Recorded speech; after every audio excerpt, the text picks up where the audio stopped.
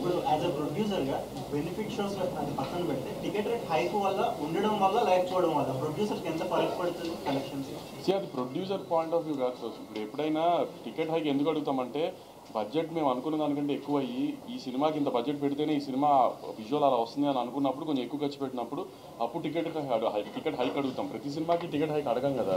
So ఏ సినిమాకి ఆ ticket hike అవసరమో అనుకుంటామో ఆ సినిమాకి డెఫినెట్గా అడుగుతాం.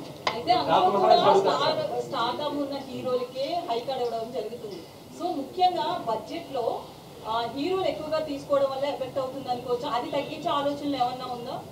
అది మీరు హీరోలను అడగాలి మేడం. నన్ను అడిగితే నేను ఏం చెప్తాను చెప్పండి. నేను ప్రొడ్యూసర్గా హీరోలు అడిగింది ఇవ్వడం మా బాధ్యత అండి. ఎందుకంటే పోస్టర్ మీద ఉండేది ఆయన. ఇప్పుడు బాలకృష్ణ గారి సినిమా అంటున్నారు, తర్వాత బాబీ సినిమా, తర్వాత సితారా సినిమా అంటారు కదా. బాలకృష్ణ గారి సినిమా అన్నప్పుడు హీరో సినిమా కదా. ఫస్ట్ ఆయన హ్యాపీ చేసిన తర్వాతే కదా ఏదైనా హీరో తర్వాతే కదా ఏదన్నా hero మూలనే ticket దిగేది.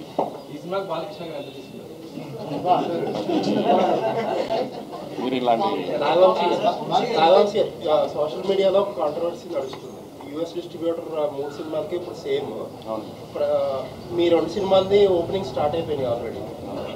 Game changer and Daaku Maharaj అన్అఫిషియల్గా ఓపెన్ చేశారు. బాకు మహారాజ్ కొన్ని ఎక్స్ట్రీ స్క్రీన్స్, మేము ఇంకా అఫీషియల్గా ఓపెన్ చేయలేదు. ఏంటి డిస్ట్రిబ్యూటర్ మీద కొంతమంది ఏంటంటే మెగా ఫ్యాన్స్ పర్టికులర్గా గేమ్ చేంజర్ కంటే కూడా డాకు మహారాజ్ ప్రయారిటైజ్ చేస్తున్నారు, కొన్ని ఎక్స్ట్రీ స్క్రీన్స్ కానీ ఇంకోటి కానీ అని చెప్పి అంటున్నారు. అదేం లేదండి. ఎందుకంటే ఇప్పుడు డిస్ట్రిబ్యూటర్కి తను ఏ సినిమా ఎంత పెట్టుకున్నాడో తనకి తప్పితే ఎవరికి తెలియదు. సో దేన్ని ప్రయారిటైజ్ చేసుకుని దేనికి ఎలా చేసుకోవాలో తన ప్లానింగ్ తనకు ఉంటుంది కదా.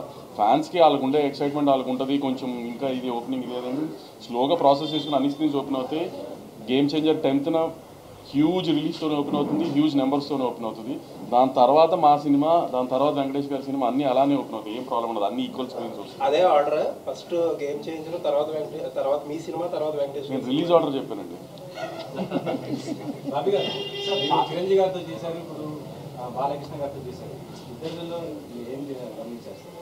ఏం లేదు, ఇద్దరు సీనియర్ యాక్టర్స్ అండి. వెల్ డిసిప్లైన్, వాళ్ళ దగ్గర నేర్చుకోవాల్సిన డిసిప్లైన్ ప్లస్ ఫోకస్ చేయటం, చేసే వృత్తి పట్ల 2 ఈక్వల్ కామన్ పాయింట్స్ ఉంటాయి. వింటేజ్ అనే దాన్ని మీరు ఎక్కువగా ప్రయోగం చేశారు. అప్పుడు అవును బాలయ్య గారిని వింటేజ్ అంటే నేను కానీ వంశీ గారు కానీ చిరంజీవి గారి సినిమాలు, బాలకృష్ణ గారి సినిమాలు చూసి పెరిగాం. సో మాకు ఎలా ఉంటుందంటే వాళ్ళతో వర్క్ చేసేటప్పుడు మేము ఏదైతే హై ఫీల్ అయ్యామో అవన్నీ మళ్ళీ రీకలెక్ట్ చేయాలని ఉంటుంది. సో ఆ బాలకృష్ణ గారు, ఆ చిరంజీవి గారు మా మైండ్లో ఉంటారు.